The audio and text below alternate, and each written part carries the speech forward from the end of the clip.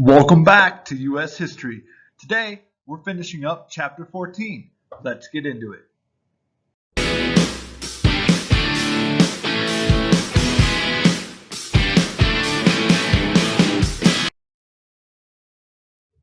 All right, Chapter 14 is called The Divided Nation.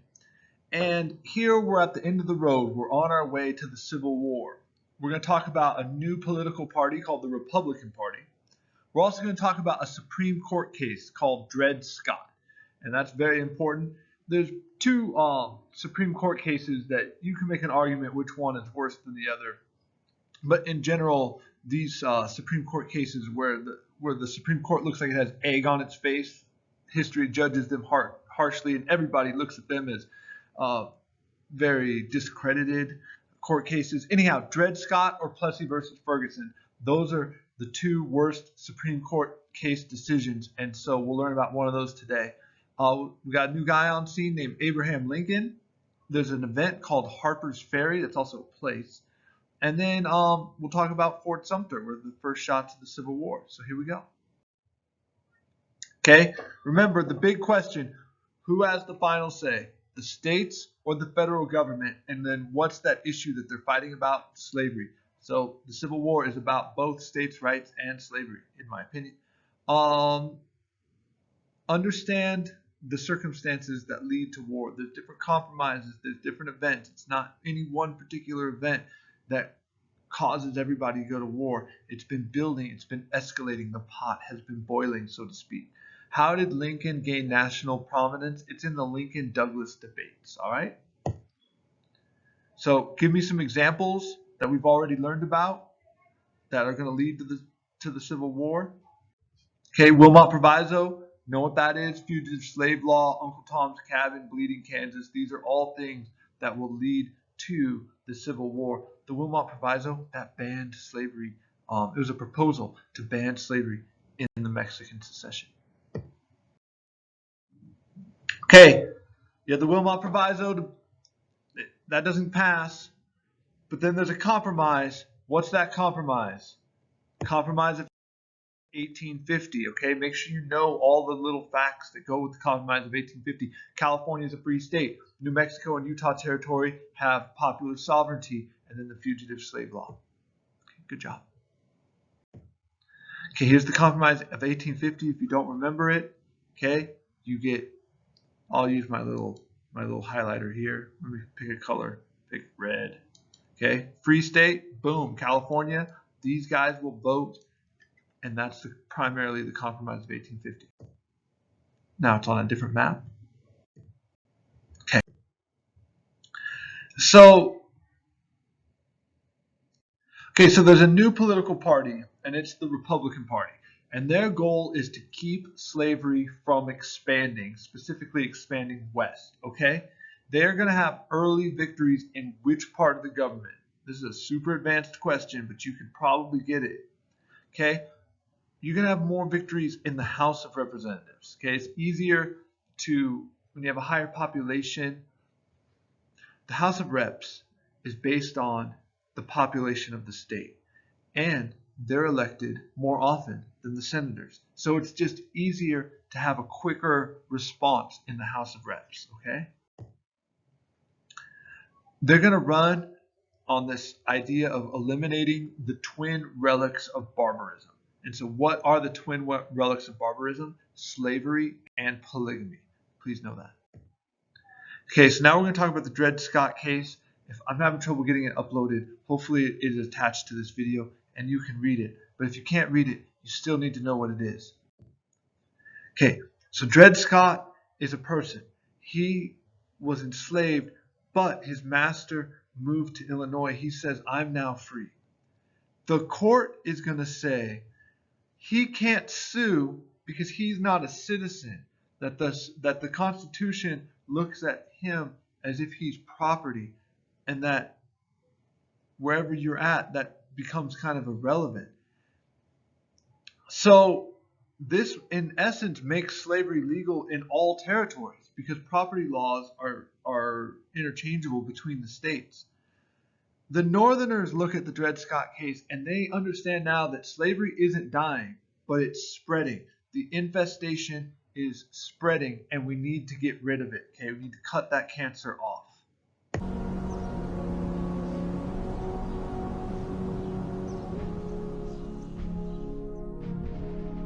Dred Scott was born as a slave in Virginia in the 1790s. He was sold to John Emerson, a doctor in the U.S. Army. He allowed Dred Scott to marry, and they had 2 daughters. Emerson eventually died, and Scott sued the widow for his freedom.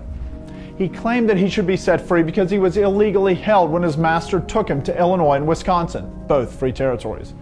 The case eventually made it up to the Supreme Court as Dred Scott versus Sandford. Sandford was the brother of Emerson's widow.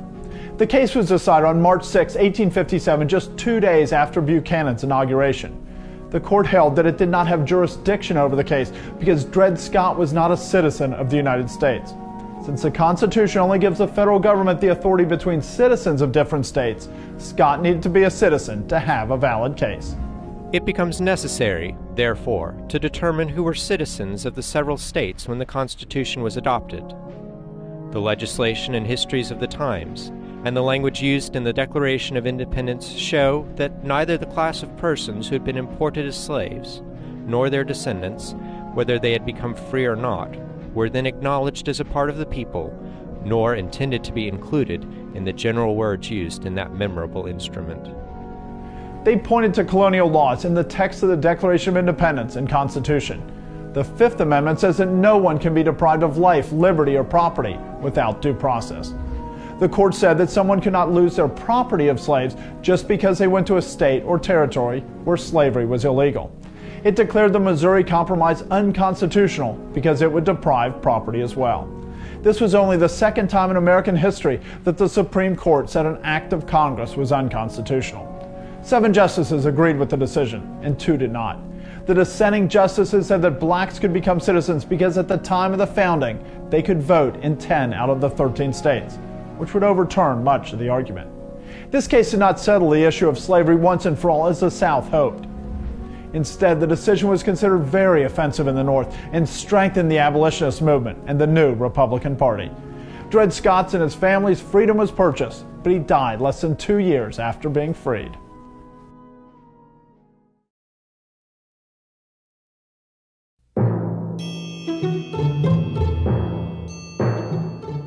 In 1857, the Supreme Court was a decidedly partisan institution. Of the 9 Supreme Court justices, 7 were pro-slavery Democrats. 5 came from slaveholding families. Their desire to secure the rights of slaveholders would cause them to make the most infamous judicial decision in American history. The man who started it all was named Dred Scott. Dred Scott was a slave born in Virginia. His master ultimately moves him to St. Louis, where he is sold a couple of times and ultimately ends up in the hands of a man named John Emerson. John Emerson is an army surgeon. And when John Emerson is posted to various frontier forts, the first one is in what is today Rock Island, Illinois, he takes Dred Scott with him as his servant. Now, presumably, Dred Scott becomes free the moment he's taken to Rock Island, because Rock Island is in Illinois. It's called Fort Armstrong at the time. But Dred Scott remains a slave at Fort Armstrong. And then his master takes him to Fort Snelling, which is today St. Paul, Minnesota. Now, that is the area that was made free under the Missouri Compromise. Several years later, Dred Scott returned to St. Louis with his master.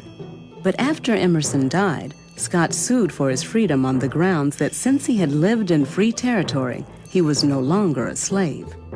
A jury of 12 white men in a St. Louis circuit court judged him legally free. 2 years later, the Missouri Supreme Court reverses this. They reverse precedents going back to the beginning of Missouri statehood. And they are very frank about it. They say times have changed. When John Emerson's widow remarried, she transferred ownership of Dred Scott to her brother, John Sandford. John Sandford lives in New York, but has business interests in St. Louis. And so now Dred Scott can sue in federal court alleging he is a citizen of Missouri, his owner's a citizen of New York. And that's how the case goes forward to the Supreme Court. No suit pressed by a slave had ever come before the Supreme Court before. It raised important questions. The lawyers representing John Sandford made the argument that no black person can sue in federal court because black people can't be citizens of the United States. The majority opinion in Dred Scott was written by Chief Justice Roger Taney. Taney was a resolute foe of racial equality, the Republican Party, and the anti-slavery movement. Chief Justice Taney begins by saying Dred Scott can't sue because blacks can't be citizens. And he makes a very famous statement. He says at the time of the Constitution, they had no rights, they meaning blacks, had no rights that the white people needed to respect. Now, having said that Dred Scott can't sue, the technical legal thing Taney should have done was said case dismissed. Because obviously if Dred Scott can't sue, then he can't be in court. Taney can't hear the case any longer. But Chief Justice Taney didn't stop there. Taney goes on to face another constitutional question of whether Congress could constitutionally have passed the Missouri Compromise. Did Congress have the power to prohibit slavery in the Western territories? And here he makes an argument based on the Fifth Amendment to the Constitution. The Fifth Amendment says you cannot be deprived of your property without due process of law. And so he makes the argument that the federal territories cannot ban slavery because slavery is a fundamentally protected property within the United States constitutional scheme. He says, basically, look, the Constitution is pro-slavery. We have a pro-slavery country. Slavery is a protected property. It's protected more than any other kind of property. And it's protected in the territories. This was also, by the way, essentially a drop-dead letter to the new Republican Party, because the new Republican Party, organized in 1854 after the Kansas-Nebraska Act, was based on the theory that you should stop slavery from spreading into the territories. We fearlessly declare that there never was under the whole heaven a more atrocious, wholesale wickedness perpetrated upon the bench of justice than this. Such a decision cannot stand. All that is merciful and just on earth and in heaven will execrate and despise this edict of Taney. The nation has achieved a triumph. Sectionalism has been rebuked and abolitionism has been staggered and stunned. Dred Scott himself was purchased by the sons of a former owner and set free a year later. But the controversy surrounding the Dred Scott decision did not quickly die down. It's that third element in the triangle of disasters, I suppose, in the pre-Civil War decade. And that here now the court has joined the politicians in making a decision in this case in which the Supreme Court decides basically that Dred Scott and by extension all black Americans have no constitutional rights that whites are bound to respect.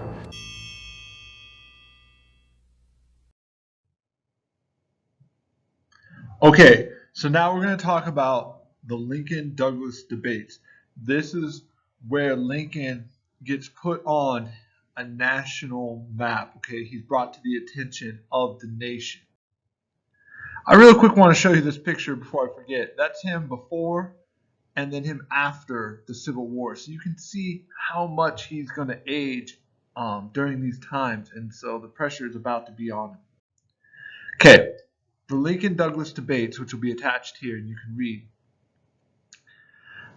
What does Lincoln say? And what is the reply from Douglas? I want you to read that. Douglas says the people should choose.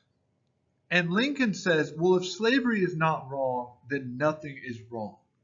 The outcome of the debate is that Douglas wins the election, but Lincoln is exposed to a national audience, okay? So that's what the Lincoln-Douglas debates are about. Now we're going to talk about the raid on Harpers Ferry. Do you remember John Brown? Where do we know John Brown from? Okay, Bleeding Kansas. Remember, he kills him and his sons kill 5 pro-slavery settlers. Take a look at this picture. What does he look like in this picture? Maybe crazy, maybe Zeusified. It's up to you how you view this. Here's what's going to happen with John Brown and the raid on Harpers Ferry. John Brown is going to raid the Army depot. His plan is to take the weapons, arm the African Americans, create his own militia, and then use this as an armed revolt against the slaveholders in the South. He is going to put an end to slavery once and for all, using force, using the weapons of the United States military. Did he set out to terrorize the South? Yes, he did.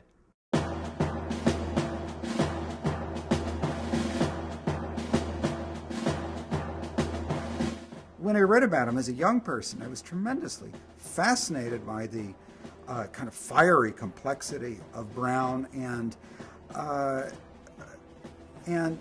in the way that he faced the racial contradictions of this country head on 150 years ago. He had worked on the Underground Railroad much of his life, and his vision of liberating slaves in the South was essentially a vision of the Underground Railroad writ large. Many years later, I wrote a book, A National History of the Underground Railroad, called Bound for Canaan, and I dealt at length in that with Brown. Well, John Brown had been thinking about raiding Harpers Ferry for a long time.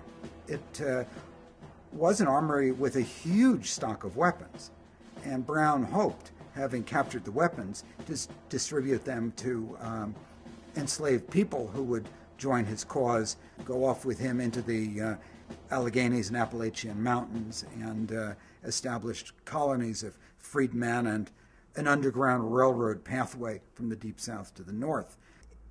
In the dead of night, he and a small band of men, 19 of them at that moment, crossed from Maryland, crossed the Potomac into Harpers Ferry. They seized the federal armory there. Men were sent out into the surrounding countryside in an effort to raise a rebellion by enslaved people. They didn't succeed in that. Very, very few slaves, very few participated. Brown was quickly trapped in the fire engine house near the federal armory in Harpers Ferry. There was, in the course of a day, a bitter fight, mostly sniping back and forth, while hundreds and hundreds of militiamen cut off Brown and his men's only avenues of escape. Brown and his men were holed up in a single room, very congested, crowded with the fire engines, pumping wagons, a number of hostages, his own men wounded, dying. He and his men became willing to martyr themselves. Marines broke through the door to the engine house. There was a melee inside. Brown's men were killed. Those who were captured were hanged later on, including Brown. Immediately after his death, he was heroized, sanctified, really, by Northern abolitionists. He terrified white Southerners.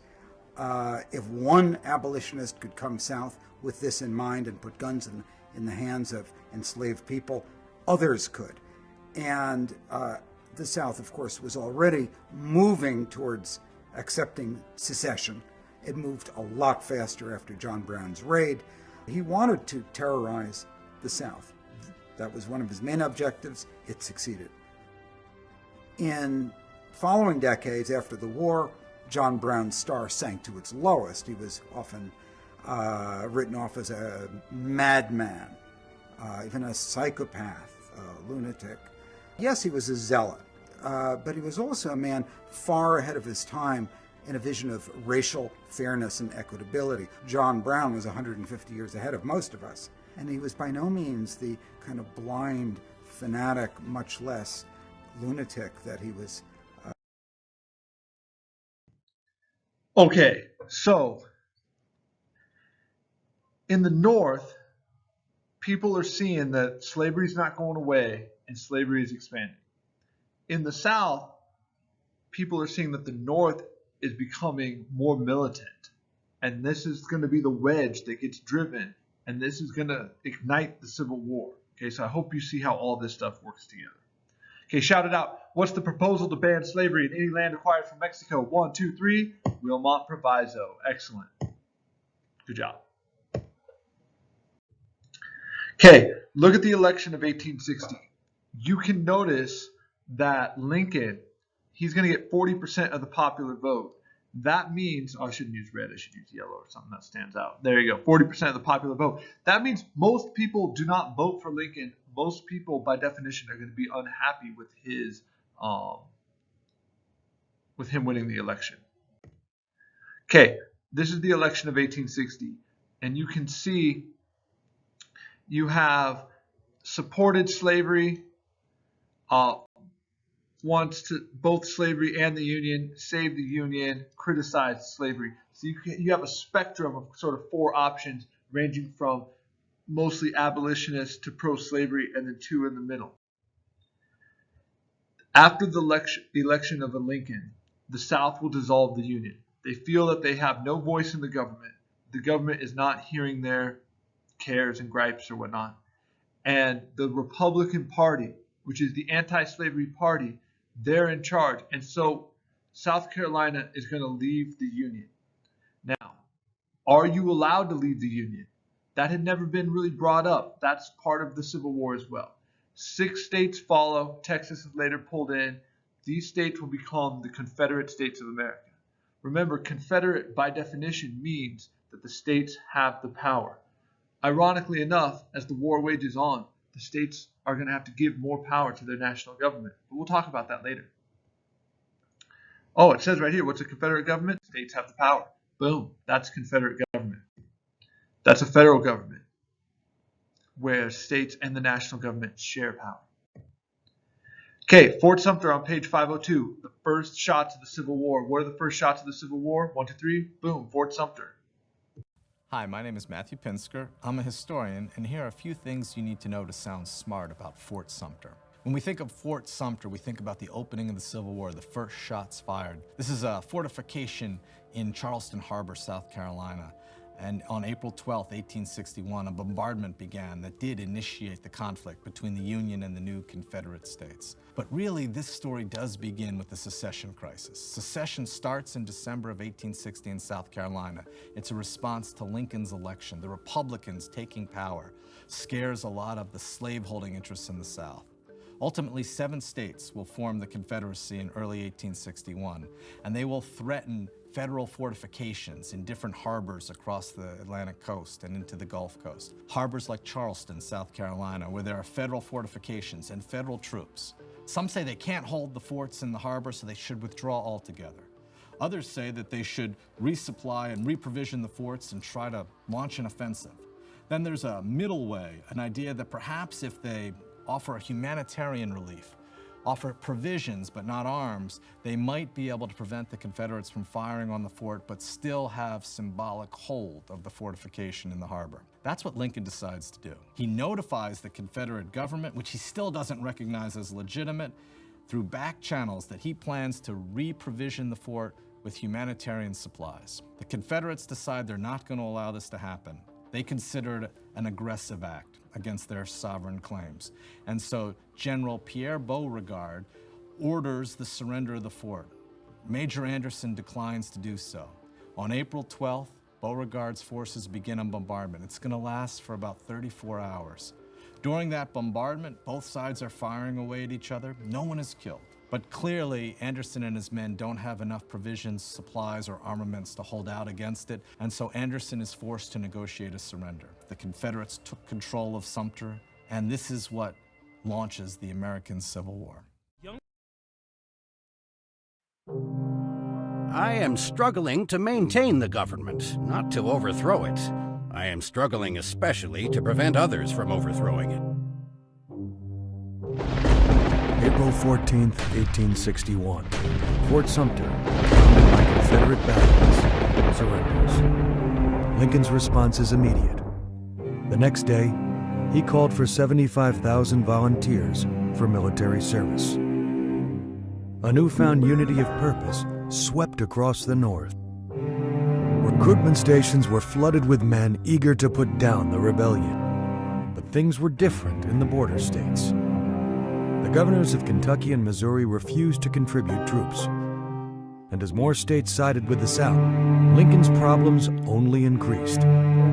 The president chose a Virginian to lead Union forces, but was turned down when Virginia seceded. In time, the man would become the South's most famous general, Robert E. Lee. With Virginia in rebel hands, the Confederacy was now at Lincoln's doorstep. Lincoln waited anxiously for the arrival of additional troops from the north. Why don't they come? But getting to Washington meant crossing Baltimore, a Maryland city rife with secessionists. On April 19th, a Baltimore mob attacked a Massachusetts regiment, killing 4 soldiers. Baltimore city fathers implored Lincoln to avoid further bloodshed by finding an alternate route, but the president was unbending. Tell your people that if they will not attack us, we will not attack them. But if they do attack us, we will return it, and severely.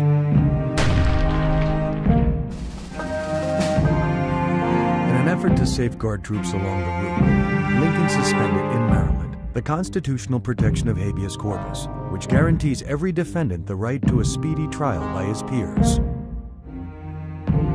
A few weeks later, a Maryland man accused of blowing up bridges carrying Union forces was arrested by the military.